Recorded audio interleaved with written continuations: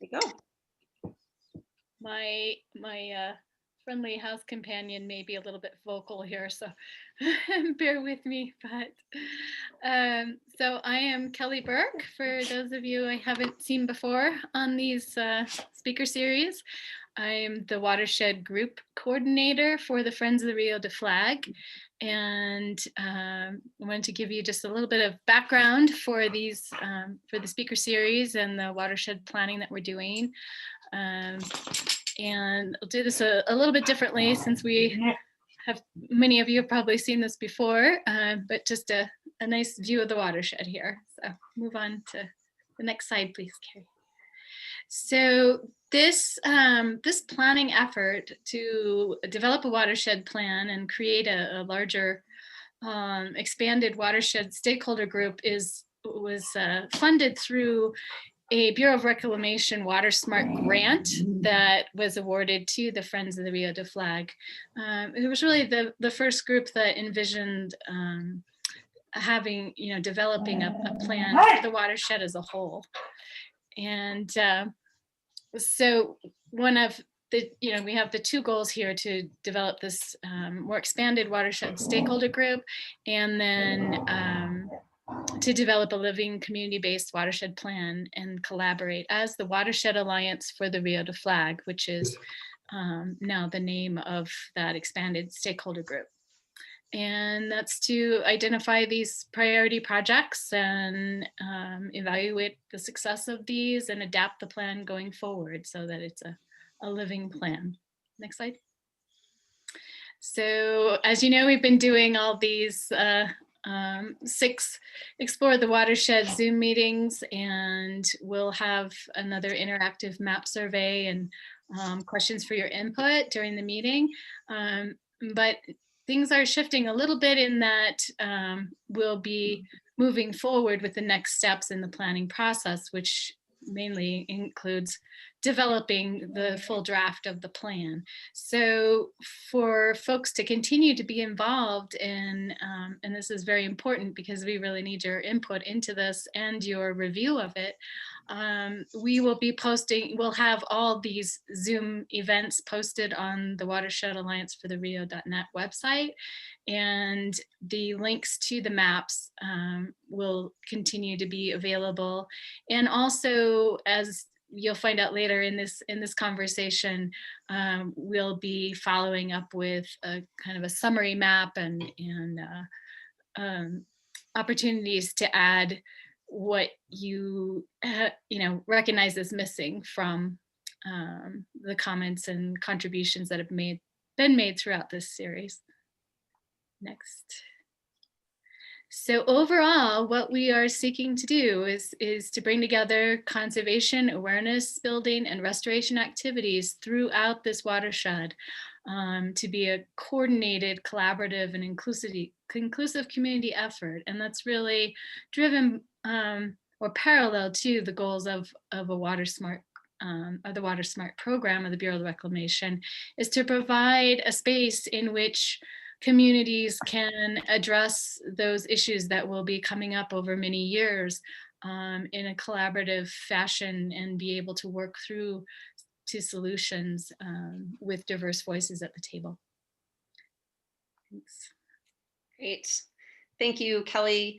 And just to give you guys a brief introduction, my name is Carrie Everly. I work for Southwest Decision Resources. We are a local facilitation company here in Flagstaff and located in Tucson. I'm here tonight with my colleague, Lisa Clark. And we're just here to help, really facilitate effective communication, make sure that all of your ideas are documented, help you guys work through any conversations that might be hard, or, really just kind of get us towards getting all the right information for Kelly to really put all that context into the watershed plan. So happy to be here. Thank you all so much for joining us on the 6th of 6 Explore the Watershed speaker series. We've had a great selection. Like Kelly said, all of those recordings, the PowerPoint presentations, and the notes from each session are on the website. Tonight is no different than any of the other sessions in the agenda. We will have our introductory remarks already taken care of by Kelly Burke. I'll give you guys a brief Zoom orientation, although I feel like as we're approaching 12 full months of Zoom, I'm pretty sure that most of us are well versed, but I'll give you guys a quick how-to. We have three wonderful panelists tonight, Joshua Peck from the Coconino National Forest, Ed Shank from the City of Flagstaff, and Nicole Antonopoulos from the City of Flagstaff. We will have a couple of different ways for you guys to interact with us tonight. Quickly, I'm going to give you guys a Mentimeter polling question. There's also going to be an additional one right before the break, and then an opportunity for you guys to interact with some mapping survey platform. So tonight, just to give you guys an idea, the objective for tonight is really to, for all of us, but especially the speakers, to share how projects in the Rio de Flag watershed are prioritized, how they're funded, and how a collaborative process like this one and a collaborative group like the WARF, and I hope that some more people will sign up to be in that group, can help fill any gaps that might be out there for federal, local, state entities. And those gaps can be funding, they can be capacity, those can be, you know, advocating for projects, etc. So as for Zoom, hopefully everybody knows how to turn on and off their audio. Mute yourself if you have screaming children or barking dogs. I am lucky to be in my office, so you guys won't hear either of those from me tonight. You guys can turn your videos on and off using that icon. Please, please, please, please, if you have questions for the presenters as they're going through the evening, use the chat box. We love to really help moderate the chat. It's a great way to get specific questions answered, and we're going to ask the presenters to revisit the chat box when they're done with their presentations to see if there are any specific questions for them. You guys can see the list of participants with the participant icon. Feel free to raise your hand at any time. And then just if you want to see the whole slew of folks, feel free to use the grid view or the gallery view. And as always, we just ask that everybody use respectful behavior and try and stay engaged throughout. I know it's the dinner hour, but we're all happy that you guys decided to make it here tonight. And so, so we really also appreciate engaged and, you know, kind of pointed questions if you guys have them. So before I lead into our presentation, I have put a link in the chat box. And if everyone can go to the chat box and click on that link, basically we're asking you guys, what's your primary interest in the watershed? I know that everybody has multiple interests in the Rio de Flag watershed because we live in Flagstaff and we all live here for a variety of reasons. Many of those are encompassed in the watershed, but please indicate your primary interest. And then I'm going to go ahead and present those results back to you here as soon as I start seeing that there are. Carrie, it says it's the question's not active. You know, it wouldn't be a Zoom meeting without some hiccup. Sorry, I will try to make that work here in a minute. It's not letting me. Thank you for your patience.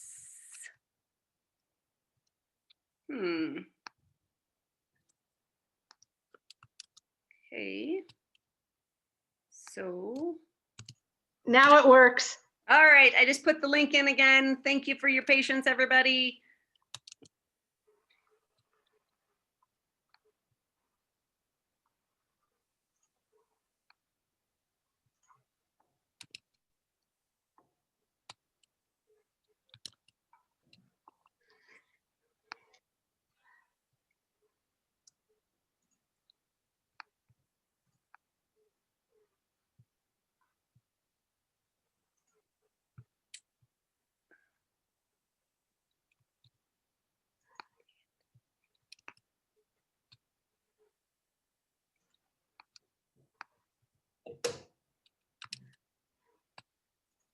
All right, you know, you'd think that getting through 6 of these, I'd be able to share and unshare and get the links right, but you know, we're all, turns out we're all just work in progress. Anyway, This is a great platform if you guys haven't used this for other things. We always like to show little tools. This is called Mentimeter, and as you guys can see, it kind of shows in real time how people are answering. So you can see down here, 20 people have answered. Primary interests, best describes your interest is hydrology. 7 out of our 20 participants have answered that way. 5 natural science, 3 for recreation, and 3 for community awareness, and 2 for environmental justice. And I know that this is always hard because everybody has multiple interests.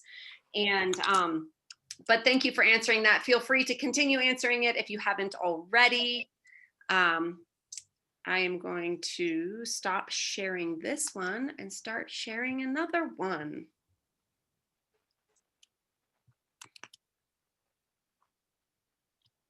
Welcome to those who are just joining us. We appreciate you guys taking the time.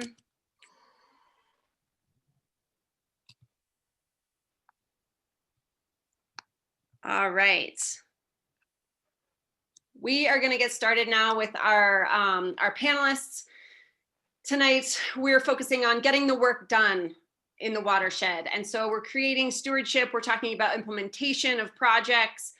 We've talked a lot about all the different components, a lot of education in the watershed, recreation. How do we talk about rehabilitation projects? And now we're talking about, wow, down the road here in a little bit, we're gonna have a plan. How do we get that plan to be implemented? Where and how does the rubber meet the road? So tonight, starting us off is Josh Peck. He's the Deputy District Ranger for the Coconino National Forest. He will be followed by Ed Schenk from the City of Flagstaff Water Services, and we'll round out with Nicole Antonopoulos, City of Flagstaff Sustainability Director. So I'm going to kick it over to you, Josh. You just let me know when to advance. Okay. Good evening, everybody. Very happy to be here and talk with all of you. As Carrie said, my name is Josh Peck. I'm the Deputy District Ranger here on Flagstaff on the Coconino National Forest.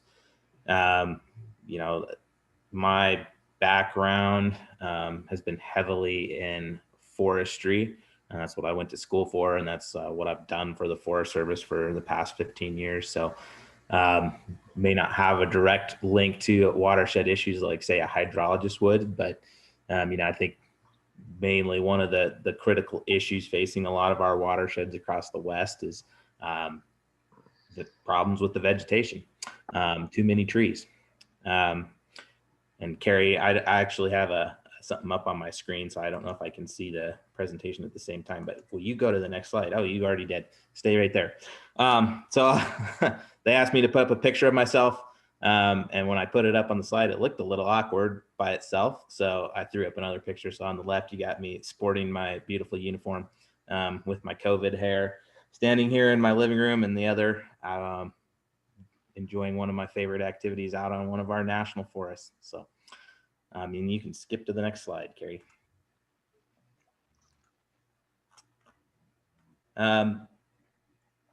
So prioritization and funding for the Forest Service, really these two things are somewhat interconnected for us. I'm going to go through them individually really quickly, but you know, for prioritization really starts, since we're a federal agency, starts with the President of the United States. We sit under the executive branch, so often presidents have items that they'd like to see or intent for us around certain aspects of our mission. So really for our prioritization starts with some intent from the president, which gets translated down through these hierarchy of organizations in the federal government. The Department of Agriculture, of course, has its own priorities as well. And then through our different branches, the Washington office of the Forest Service and our regional office in Albuquerque, which covers New Mexico and Arizona, and then down to our forest level, and then down to the district level. So at each one of these levels, we usually have alignment all the way up through the department, but there'll be different perspectives on how the priorities are going to be implemented.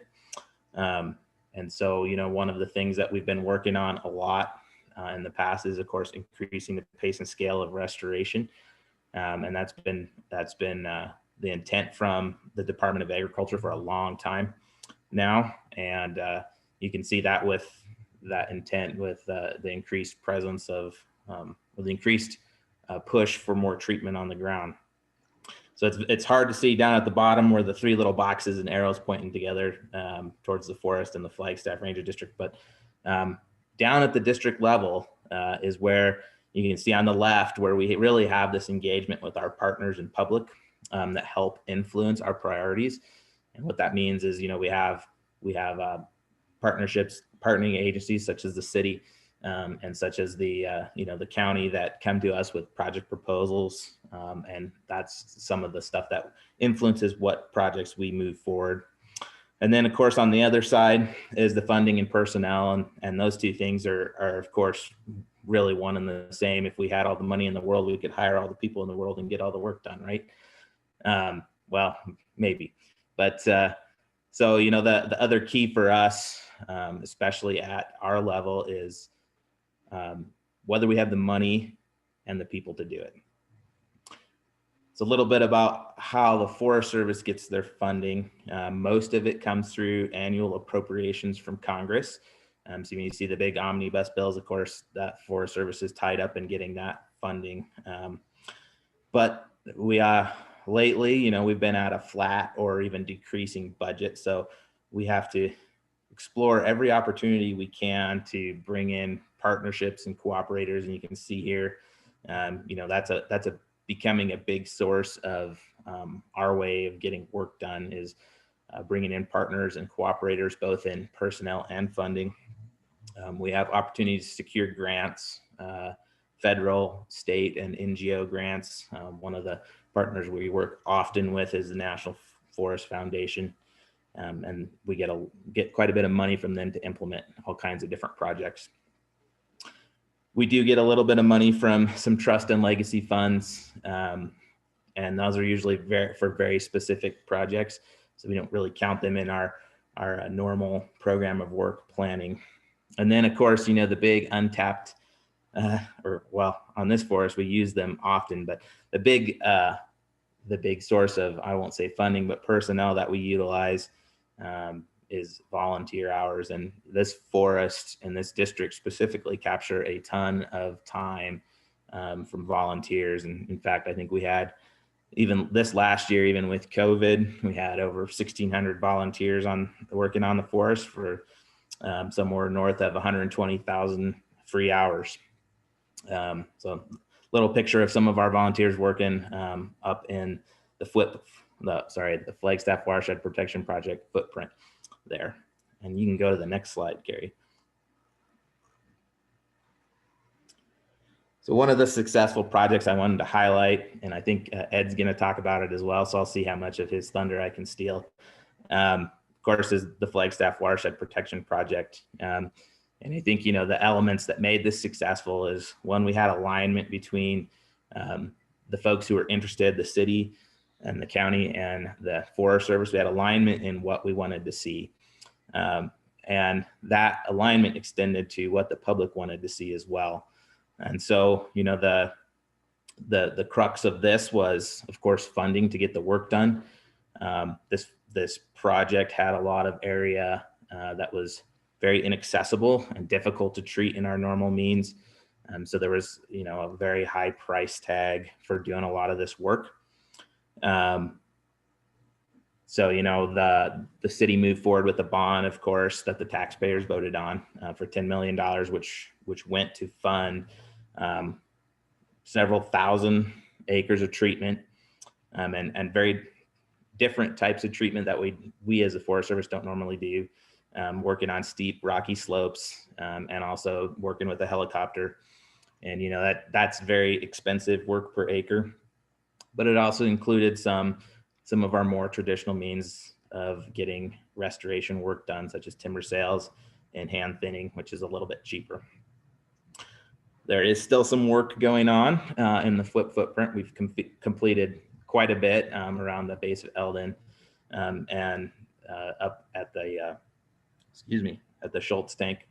There's still some other timber sales planned. There's still also some service contracts for thinning and treating slash moving some slash from areas where it's hard to burn. And then, of course, one of the other big projects that's going on up there within that footprint is that firewood processing. The other thing I'll highlight with this, that the partnership with the city has been great on this, but we've had a lot of other partners as well. The Conservation Corps, Conservation Experience, the Flood Control District, Environmental Resource Institute, and NAU have all been part of this Flagstaff Watershed Protection Project as well, and been critical in its success. Next slide.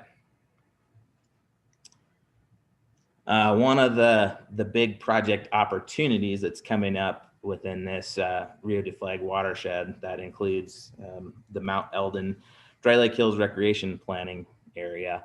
And while this project's not at the point where it's going to be implemented, I wanted to bring it up because one, on the back end, when we get ready to implement this project, there's going to be a lot of opportunity for partnerships and volunteer work to get the work done that is being planned there. But also on the front end, we did something that we don't normally do and brought in a working group, which was a subset of the Flagstaff Trails Initiative, and had representation from several different entities, including conservation groups and several of the recreation components that are utilizing that area. And we brought them in to help us shape what that proposal was going to look like, and to identify some of the key issues ahead of time. And so that was a very successful process for us, and we've now since sent that proposal out to the public, and just finished the scoping process, which is a mandated process for us. Got about 1,200 comments back that we're still sifting through, but we're looking forward to completing that project here, the planning portion of that project in late fall, maybe by the end of the year. And you might ask, what's the connection? And I think as we continue to see more and more recreation in that area, we're continuing to see more and more opportunity for connected trails to start potentially eroding and providing or making a source for sedimentation into some of our drainages. So really this project is an opportunity to make sure that the recreation use out there is sustainable and we have a good trail system, both for people to enjoy and to minimize the impacts to the area. Let's see. I will say one more thing, and then I'll be done, Carrie. There's a lot of other projects going on within the Rio de Flag watershed that are also very important from a watershed health perspective. And I want to give people the opportunity, if you're interested in what's going on outside of metal and FWIP, just connect with the Forest Service. We'd love to get more people interested in some of the other smaller scale projects that are also happening within the Rio de Flag watershed.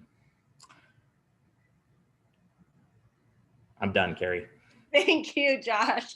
And I do see that there is a question in the chat box for you. If you want to head there and answer that, that would be great. Thank you. Ed, you're up. All right. Thanks, Carrie. And I promised Carrie before this meeting that I'd keep my section short, so I'll do my best as possible to do that. Carrie, for your next slide. There we go.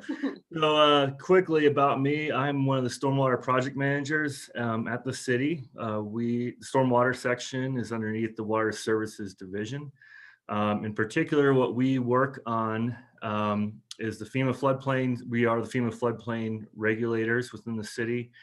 We also work on open channel maintenance. So we have 24 miles of streams that we report annually to FEMA, urban streams. Another 112 miles of stream reach that is either natural or below the FEMA threshold for reporting. So, small ditches, swales, etc. We also administer the low impact development programs, LID or LID, which is a water quality component for stormwater.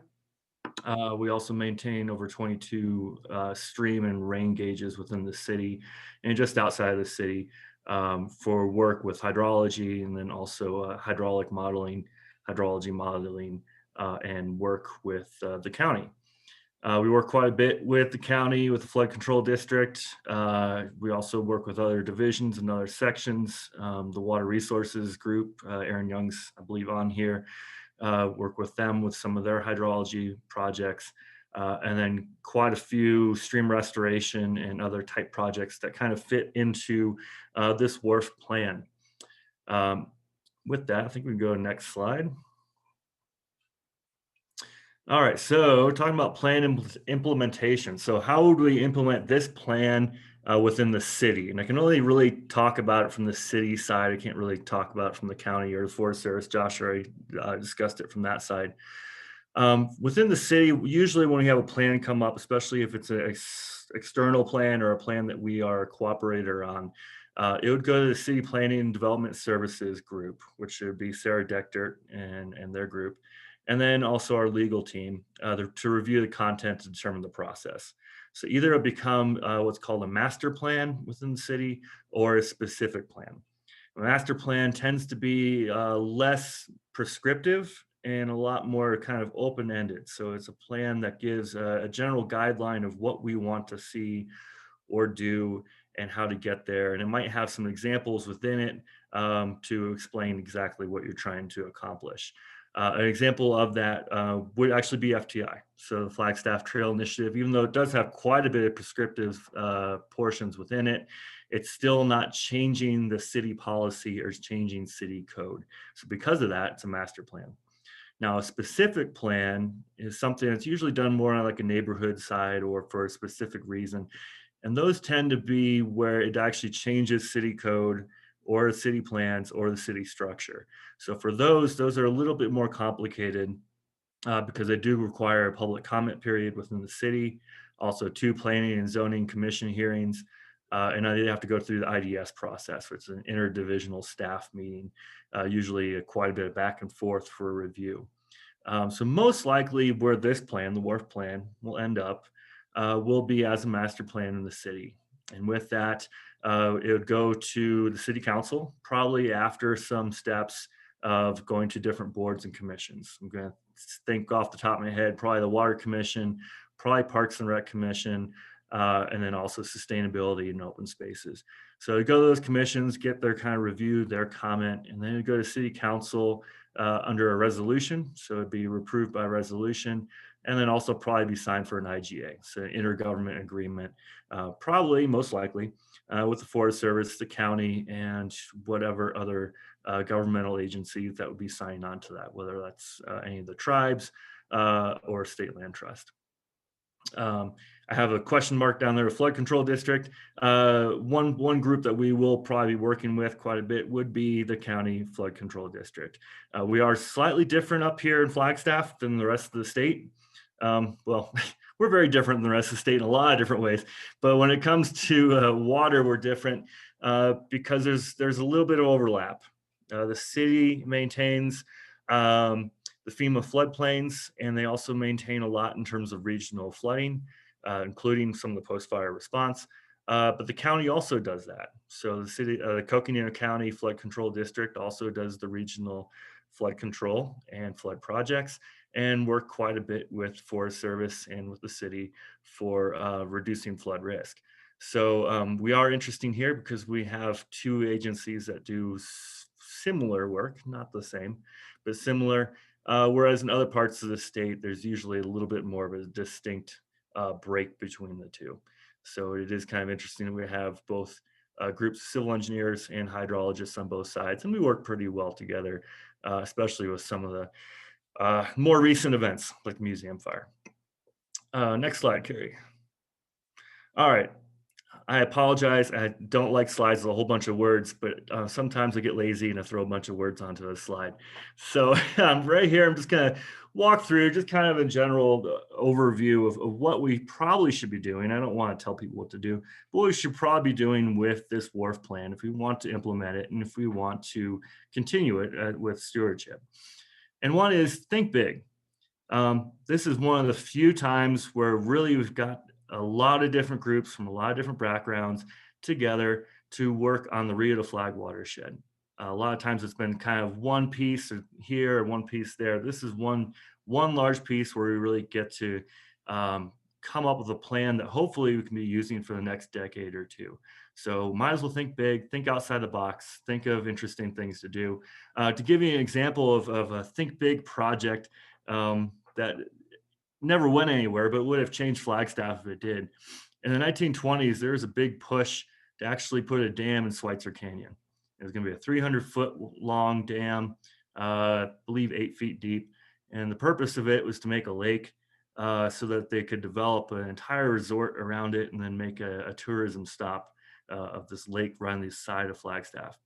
And it actually caught some momentum and probably would have gone somewhere, except in the 1929, and then shortly after that, we had something called the Great Depression, and that just killed it right off the bat. But you know, if you think about that now, that's not something you ever would have thought. Throw in a dam in the middle of a city. Well, at the time it wasn't the middle of the city, and make something that totally would have changed something. I'm not saying we should do that. I'm just saying think big. There's lots of opportunities out there, and there's lots of potential. So let's see what we can do. Of course, that leads into the next one, which is think something that's feasible. How are we going to make this happen? So it's great if we have a whole bunch of projects that are out there, but they have to be projects that we can probably or most likely fund and get support to do. And that also goes into think inclusive. We're never going to have a plan or projects that everybody's going to like, but if possible, let's have project elements that actually most people or a good portion of the community can sign on to. And then also long term. So we want to make sure that whatever we do here is something that's going to continue and that will have success, and that it won't be a one-off that you know, you can look at in the history books down the road. Next slide. So again, I'm just going to back up a little bit here. My perspective of my little piece of the pie, which is just the stormwater section, getting back into implementation. Nearly all of our stormwater activities are mandated, and that allows us to fund quite a few of them. So federal regulations, particularly the FEMA National Flood Insurance Policy, or things like the Clean Water Act, regulate why we're here and what we're doing. So we get money through utility rates to actually implement regulations that are required. It's also state regulations and policies. They usually follow the federal ones, but they are people that we also have to talk to. So ADEQ and ADWR are the two ones that really come to mind quite a bit. We also have our own local codes and plans. This is the same for this, well, not the same. The city and the county both have these local codes and plans that we follow, whether you're in the county or whether you're in the city. So with that, those are things that can bring money to the table if there are projects that follow in those codes and plans, or if they help support them. So for example, for us here in the city, we have our Chapter 12 floodplain management, as well as Chapter 13 engineering standards. We have our stormwater design manual, and then there's also CAP, which if you haven't heard of it, is Climate Action Adaptation Plan, which I'm going to guess that Nicole is going to talk about shortly after this. For us in the city, most of our funding comes in two different ways. We have the general fund and we have what's called enterprise funds. General fund, I'm not going to really talk about much because I don't fall under it. But that's the funds that comes through different taxes. So sales tax, property tax, etc. Enterprise funds are funds that come through rates or fees. So the stormwater section, most of our funding comes through the stormwater utility rate fee. And that is decided by the amount of impervious surface that you have. So if you live within the city of Flagstaff, we've seen your house either through aerial photography or through LiDAR. It's been mapped, and we know what your ERU is, which is a measure of the amount of impervious surface, and you are charged according to that. So that gives us a rate that we can actually work with in terms of open channel maintenance, stream restoration, watershed education, as well as the more typical stormwater activities of, you know, catch basins, culverts, etc. Next slide. I didn't know I had this many slides. Sorry, Carrie. So what does this all mean? It just means that when we adopt the plan, there needs to be a recognition or at least adoption by the relevant government organizations. If we don't have the government organizations on board here, that have the money and that have the regulations to push this forward, it's gonna be hard to get this plan off the ground. And we also have to make sure that we have the relevant funding that's secured. Next slide. And then I'm just going to go through real quick, just a few examples of things that we can do or are already being done that would fall underneath WARF. I'm going to go from big to small. So one of the big ones that Josh brought up, real easy off the top of the head, is the Flagstaff Watershed Protection Plan. So it's a $10 million bond originally. Most of that bond has been paid out, if not all of it. And now they've been moved over to the environmental utility rate fee within the city. So now they will have an ongoing source of funding to continue doing work. So that is an example of a big project. I mean, this is something that extends beyond the Rio to Flag watershed. And I would also say FTI would be on the same level. All right, next slide, Carrie. Also quite large would be post-fire activities. So in particular, museum fire, post-fire improvements. So this was done by the Forest Service using their BEAR team, so the Burned Area Emergency Response Team, as well as their hydrologists within the Coconino County and at the region. Also, flood control district. So the county flood control district put up an immense amount of resources, both in terms of labor, funding, and logistics. And then the city did as well, both in public works, water services, as well as our own emergency management staff. So these type of large projects have support of both the city council and the county board of supervisors, as well as, I should put this on here as well as the Forest Service, both at the ranger district, forest unit level, and then also region above that. Next slide. Moving slightly smaller, we have what I call more specific restoration or type of activity. So it might be restoration or some type of activity that makes a big difference within the watershed, but it doesn't cover the whole watershed. So one example of that would be Picture Canyon. Huge project, to multiple years, lots of different grants, a lot of work from the Coles group, as well as other groups to make it happen. And it's generally supported by the city, county, and other community members, because it's a heck of an amenity that was developed out of it. Next slide. And if we go smaller than that, we have, stream reach type restoration activities. This one in particular, Spruce Wash, Lower Schweitzer Canyon Wash. It's in the design phase right now. It's funded completely out of stormwater section, so it's just one group and also one grant. So it's one FEMA hazard mitigation grant that's paying for this restoration. So much smaller, but still impactful, and it's something that somebody can bite off within a few years, and it'll be done in a few years.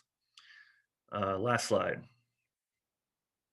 And then we have the really small projects, and these are little spot improvements or little smaller community involvement type things. The various funding mechanisms.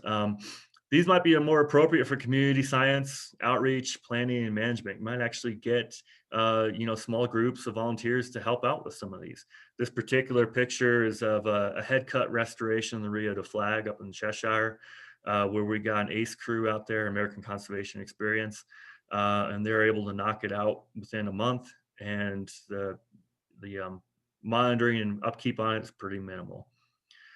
And I think that's my last one. Let's just see if there's anything past there. All right, excellent. Thank you.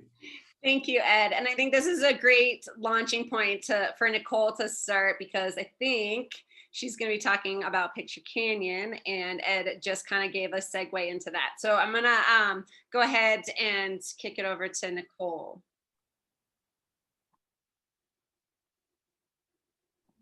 There we go. Hello, everybody. Thank you so much. And I just really appreciate the opportunity to have a discussion with everyone this evening. And by looking at a majority of the names on, at least that are in my view gallery, as so many of the individuals participating tonight are very familiar with Picture Canyon, and frankly, are the reason that I'm able to be here to even talk about it.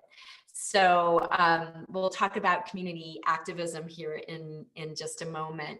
But next slide. So just a little bit about me. I am the Sustainability Director for the City of Flagstaff, and it's been my honor to be in this role since 2007. I just had my 14-year anniversary, and wow, how so much has changed over the course of that time. I work on a little bit of everything, and that could be on building electrification to large-scale renewable energy to, at least historically, open space initiatives, and so forth. My main focus right now really is working on the city's carbon neutrality plan. And for those of you that may not know, the city did pass a climate emergency declaration back in June of 2020. And this was a result of a citizen initiative to bring forward more aggressive climate action and to essentially strive towards carbon neutrality by the year 2030. So much of my time since June 23rd has been focusing on how we will actually get Flagstaff to community-wide Flagstaff, that is, to carbon neutrality by the year 2030. And which is why I like to drink a lot of wine. So with that said, the carbon neutrality plan will be really focusing on not just programming, but policy, state and federal legislation, programs, education, and of course, behavior change initiatives. My interaction with Watershed Health was very serendipitous. Back in 2010, the former city manager walked into my office and said, "Hey, do you want to take over open space?" And I said, okay, because natural resource conservation is obviously a really important component of a sustainable community.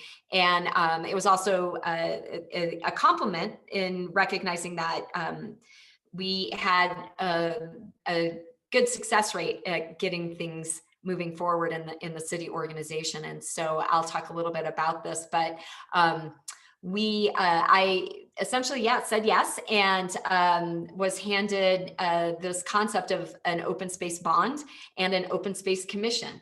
And I'm really proud to say that we have, since 2010, was able to actually establish a formal open space program and create a very small budget, but a budget nonetheless, as well as a full-time staff person to manage the essentially to be a land manager and conservation manager, and then also oversaw all the acquisition process for Pitcher Canyon as well as Observatory Mesa. And I'll talk about that here in just a moment.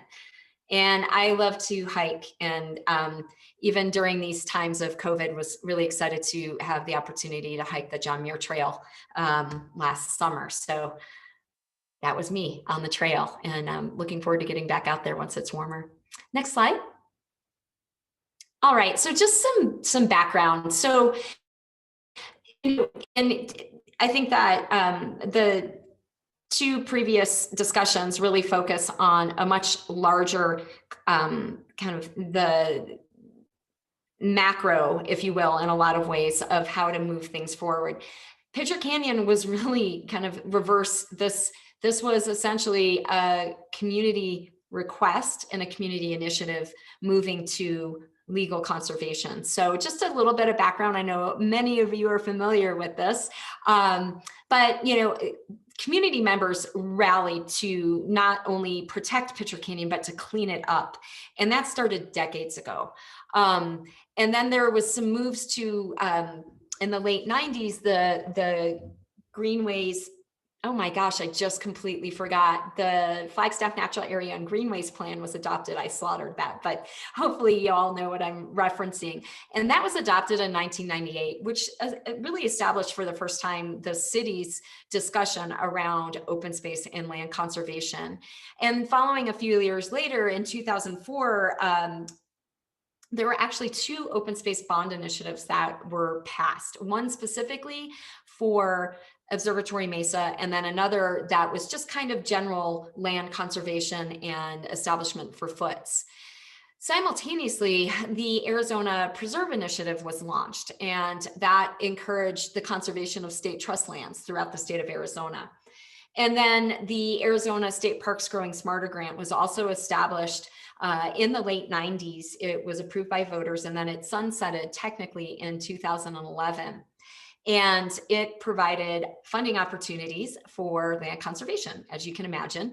And so specifically related to Pitcher Canyon, in 2012, we were able to secure $2.4 million in the Growing Smarter grant initiative, and coupled that with that open space with basically a matching or we matched the grant with the open space bond that was approved by voters in 2004. So it allowed us to actually purchase Pitcher Canyon. And next slide. So just a little bit about Pitcher Canyon. As I mentioned, this was really a community initiative to protect this land. And still to this day, we've got incredibly passionate community members and volunteers. And for those of you that are not familiar with it, the Pitcher Canyon is incredibly important to a number of tribal communities. And there are extensive cultural sites and historic resources at Pitcher Canyon. We have over 800 petroglyphs. There are excavated pit houses. There's the railroad trestle that goes through the site. And then specific to the watershed conversation, obviously the Rio de Flag is an incredibly important riparian area. And the work that has gone into repairing that riparian area is reflected into these shots here on the right, and the meandering work that has been completed out there has been instrumental in the preservation of Pitcher Canyon. That work was done prior to the acquisition of Pitcher Canyon, which I think is really important to note, because when we talk about getting things done, it is so important that the community is involved and has buy-in. In addition, as many know, that Pitcher Canyon is a really popular outdoor recreation area, as well as an outdoor classroom that is used by NAU, the museum, the Indigenous Youth STEM Academy, and then of course, Willow Bend Environmental Education Center, and many more. Next slide. So really what, in terms of talking about community protection to legal conservation, the one thing that was so wonderful, at least from my perspective, and I think many of us in the community, in going through the Arizona State Parks Conservation or the Growing Smarter initiative, was that there was a legal component to the grant funds that were received. And as a requirement, we essentially had to, as a city organization, hand over, if you will, the conservation easement over the property. And so Arizona State Parks holds the conservation easement over Pitcher Canyon. And it requires that we report annually to the Arizona State Parks Board on conservation measures, as well as maintenance measures at Pitcher Canyon. And so one thing that I will mention in just a moment is the water flow. And the discharge that is going into Pitcher Canyon, into the Rio de Flag currently from Wildcat. Then we also, once we purchased the property and got our hands around what we were doing, we were able to develop a management plan for legally designated open spaces. And the thing that is really important about that plan is that each of the two properties that the city, technically the community and city own, that have conservation easements over them, have very different needs. And it was really important for us to develop a management plan that recognized that lands, open space properties throughout the Flagstaff community have different needs. Pitcher Canyon has, as we talked about, hundreds of cultural sites, while Observatory Mesa does not. And so the management of those properties is very different. Pitcher Canyon is just under 500 acres, while Observatory Mesa is just under 3,000 acres. So we have to be really cognizant of that as we were developing a management plan. And this is the first time that the city organization really looked at how do we officially manage these protected properties. And in terms of the processes, Ed provided, that walkthrough. But for us, we wanted the city council to formally adopt the management plan, to recognize it.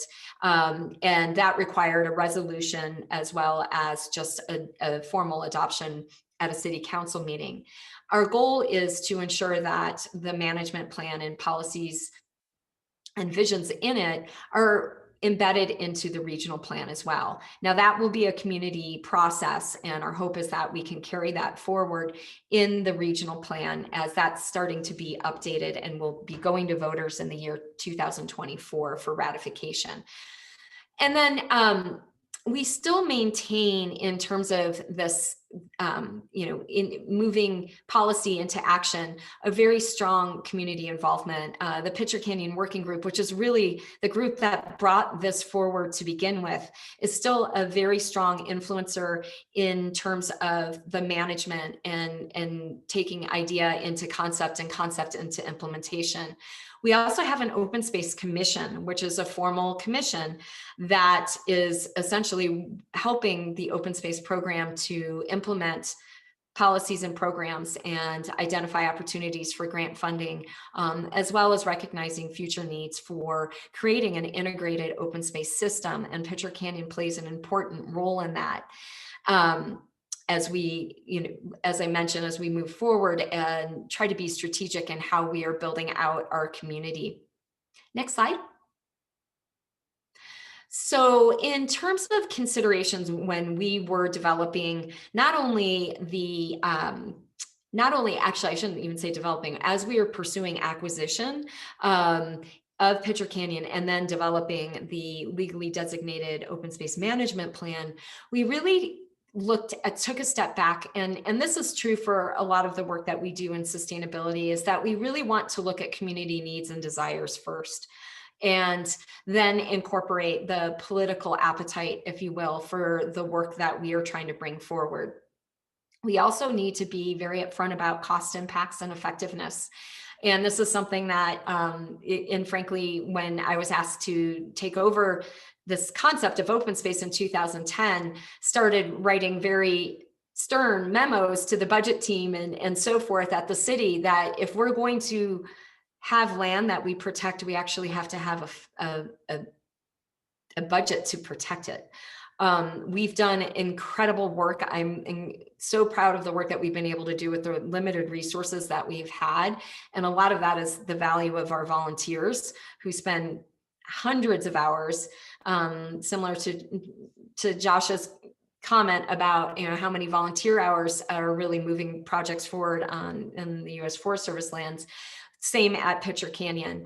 And then the legal processes have been very, very, there have been many layers to the legal aspects of land conservation in the city, and from easements, rights of ways that have existed before we purchased the land, as well as just neighboring adjacent property owners.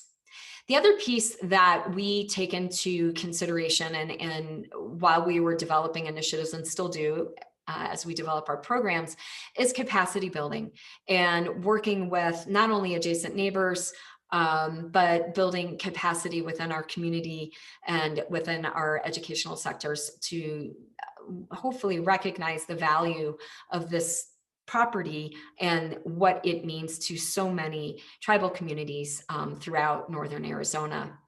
We've had unfortunately a big challenge with graffiti out at Pitcher Canyon and graffiti of our historic sites, and really working with our Pitcher Canyon, our open space stewards program that we developed in the open space program to help us have more eyes and ears out in the preserve, but also the stewardship program through Arizona State Parks, and working to ensure that we can try to best protect those cultural sites and encourage use of the property, but also protect the property simultaneously. It's can be bittersweet when areas are preserved or protected, and that actually draws more people to those areas. And so how do we balance that? The next piece of this, though, the next 2 points I think are really, really important, because this was a community initiative, and that is goal setting and then managing expectations. And that is such an important component when we're talking about moving from concept to implementation, because Pitcher Canyon and protecting it and restoring it and removing invasive weeds and the unbelievable amount of trash that had built up in the area for decades. There were so many passionate community members, and each individual had different expectations, or likely had. There were a lot of expectations about what protection of the land could look like and what the goals should be for protection. And so continuing that open dialogue and working to balance the desires and the needs of the community, as well as the desires and the needs of Arizona State Parks, because they hold the conservation easement, as well as SHPO, the State Historic Preservation Office, because of the archaeological sites, and then also just the elected officials. And so really trying to manage the expectations of everyone, because they're all very different. There are legal expectations, there are heartfelt, there are spiritual, there are religious, and so forth. So that, by and large, I think that, in this discussion about Pitcher Canyon, these 7 bullet points are incredibly important for taking, as we said, taking action from concept. And the result is something I'm really proud of, but is ongoing. And it is something that the community will stay engaged with and needs to stay engaged with. Yeah, I think that's it on this slide. And I believe that's the end of my talking points. And sorry, I think I ran over. That's okay. Carrie. That's okay. I was waiting. All of this stuff is so good. At one point I thought about, like,